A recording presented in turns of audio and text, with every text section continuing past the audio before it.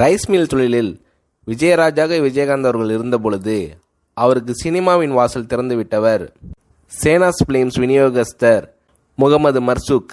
தனது கழுத்து சங்கிலியை விஜயகாந்த் கழுத்தில் அணிவித்து ஒரு போட்டோ செக்ஷன் செய்ய சொன்னதும் மதுரை விநியோகத்தை நான் வாங்கிக் கொள்கிறேன் என்று டைரக்டர் M.A. காஜாவிடம் அறிமுகப்படுத்தி நடிக்க வாய்ப்பு வாங்கி தந்ததும் விஜயகாந்தின் 16 போட்டோக்களை நல்ல கவரேஜ் செய்து வைத்ததும் முகமது மர்சூக் தான். விஜயகாந்தின் சினிமா வாழ்வின் வெற்றிக்கு பெருந்துணையாக தோள் கொடுத்து இருந்தவர் இப்ராஹிம் ராவுத்தர்.